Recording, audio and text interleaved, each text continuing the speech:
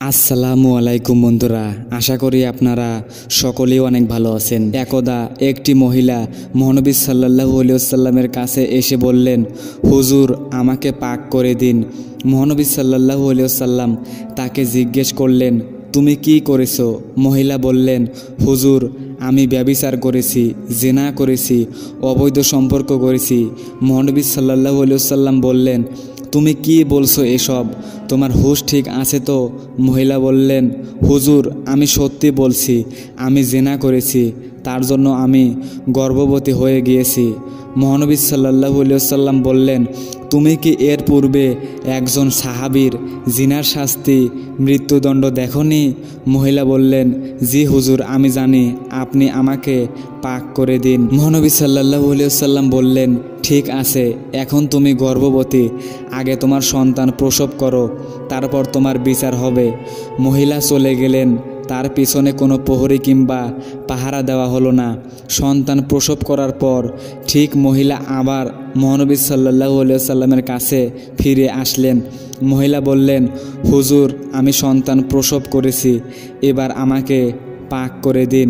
মহানবী সাল্লাল্লাহু আলাইহি ওয়াসাল্লাম বললেন, তোমার সন্তান এখনও ছোট, সে যতদিন স্তন পান করবে ততদিন তুমি মুক্ত। মহিলা চলে গেলেন।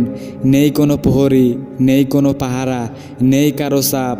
মহিলা ঠিকই শিশুর স্তন পান করা শেষ হলে আবার আসলেন।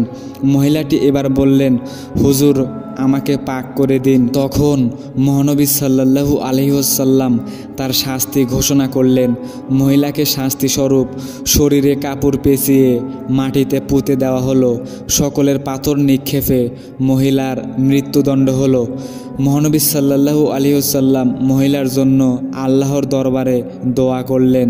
ওমর রাদিয়াল্লাহু আনহু বললেন, ইয়া রাসূলুল্লাহ, আপনি একজন ব্যভিচারীর জন্য দোয়া করছেন? মহানবী সাল্লাল্লাহু আলাইহি ওয়াসাল্লাম বললেন, সে যেভাবে তওবা করেছে তা যদি ৭০ জন মক্কাবাসীকে ভাগ করে দেওয়া হয় তবুও ওই ৭০ জনের জান্নাত পাওয়ার জন্য এ তওবা যথেষ্ট। সুবহানাল্লাহ। এই ঘটনাটি বর্ণিত হয়েছে সহিহ মুসলিম খণ্ড নম্বর ৬ অধ্যায় নম্বর ৩০-এ। বন্ধুরা, আশা করি ভিডিওটি আপনাদের অনেক ভালো লেগেছে। এরকম ভিডিও দেখতে অবশ্যই আমাদের এই চ্যানেলটি সাবস্ক্রাইব করে রাখবেন।